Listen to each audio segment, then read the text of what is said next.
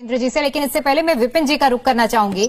विपिन जी, अभी जिस वैक्यूम का जिक्र राहुल जी कर रहे थे कि एक वैक्यूम क्रिएट हुआ और हमने देखा कितना ज्यादा इजाफा हुआ है, और भी तमाम टेक्निकलिटीज का उन्होंने जिक्र किया कि ये कमियां हैं और इन कमियों की वजह से इसका विरोध हो रहा है। क्या आप भी मानते हैं कि अब जब ये कानून बन चुका है तो इसमें अभी कुछ ऐसे लूप होल्स हैं जिनका जो असर है और सीधा फायदा स्कूलों को मिलेगा, ना कि अभिभावकों को? देखिए, मैं इस पे अपने विचार रखूंगा क्योंकि मैं बड़ी देर से इंतजार कर रहा था कि ये कुछ जरूरी बातें मैं ये चर्चा में लेके आऊं ताकि दर्शकों तक जानकारी पहुंचे। उससे पहले मैं जरूर एक व्यक्तिगत तौर पे बोलना चाहूंगा। अब ये मुद्दा इतना गंभीर है कि आप देखिए कि मेरा भांजा इस समय जिंदगी की जंग लड़ रहा है ऑल इंडिया मेडिकल इंस्टीट्यूट में। वहां पर मेरे को जाना है क्योंकि वो लोग सब इस समय बड़ी एक उम्मीद उनको है मेरे से कि मैं जिस तरह से डॉक्टरों को बोलूंगा, और अच्छा काम कर रहे हैं यहां पर। आप देखिए कि बच्चों से जुड़ा ये मुद्दा है, इसमें 2-3 पहलू हैं जिसको हमें बिल्कुल जिसका संज्ञान लेना चाहिए। कि पहली बात कि 15% पेरेंट्स मतलब माँ बाप जब तक नहीं होंगे और कंप्लेंट में वो 15% वो आंकड़ा नहीं होता तो तब तक आप कंप्लेंट वो वैध नहीं मानी जाएगी कि वो किसी न्यायालय में जाए।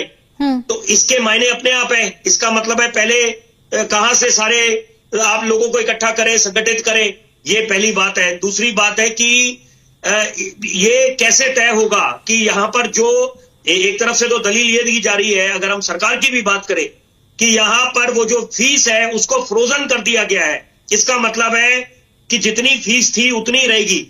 लेकिन साथ साथ इसका दूसरा पहलू यह भी है जिसकी तरफ ध्यान जाना चाहिए, ध्यान केंद्रित होना चाहिए कि आपने फीस पहले ही इतनी बढ़ा दी कि आपने आगे नौबत ही नहीं छोड़ेंगे आप, तो इसका मतलब है जेब पे पहले ही मार पड़ चुकी है।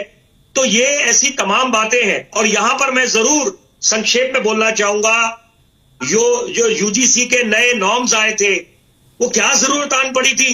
वो तो देखिए हमारी न्यायपालिका है और हम नमन करते हैं न्यायपालिका को, माननीय सर्वोच्च न्यायालय को कि हस्तक्षेप कर जो ये फैसला स्टे हुआ। नहीं तो आप खुद समझ सकते हैं कि समानता लाने की बजाय असमानता आ रही थी समाज में, और यहां पर फॉल्स कंप्लेंट्स की तादाद कितनी बढ़ जाती। तो यहां पर ध्यान जाना चाहिए और हम सरकार से ही अपेक्षा करते हैं।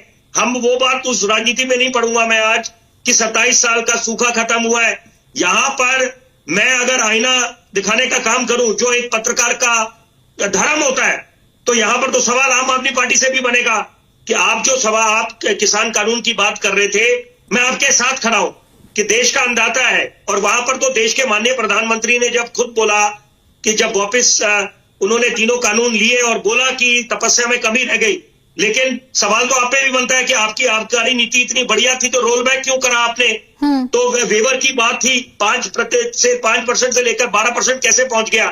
तो ऐसी तमाम बातें सबको गिरेबान में झांकने की आवश्यकता है। और अंत में मैं ये बोलूंगा कि ये जो आप लोग अगर यहां पर भी संवेदना ना दिखाएं बच्चों के मामले में, फीस जब बढ़ती रहेगी तो ये मुझे लगता है कि फिर आप समाज को, देश को कहां ले जा रहे हैं। और यहां पर हम यूनिफॉर्मिटी की बात करते हैं, इक्वालिटी की बात करते हैं, तो पहले यूनिफॉर्म सिस्टम क्यों नहीं आ जाता? हम जीएसटी की बात करते हैं, बड़ी अच्छी बात है, एक नई सुबह का आगाज हुआ है, तो लेकिन साथ साथ यूनिफॉर्म एजुकेशन सिस्टम क्यों नहीं होता?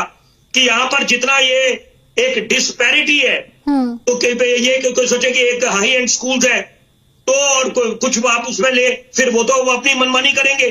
तो यहां पर मुझे लगता है कि जो ये कानून आया है, कानून अच्छा है, लेकिन पेच और ये घमासान इसलिए जारी रहता है क्योंकि जो चाहे सत्ता पक्ष या विपक्ष एक मंच पे बैठने को तैयार नहीं होते। कम से कम यहां पर बच्चों से जुड़ा जो मुद्दा है, और अगर आप लोग सब रहनुमा हैं और ये दावा करते हैं कि आप चाहते हैं कि देश का भविष्य उज्जवल हो और आप बिल्कुल इस चीज के लिए तत्पर है, तो मुझे लगता है राजनीति छोड़कर आप उसमें लैकुनेस दिखाएं।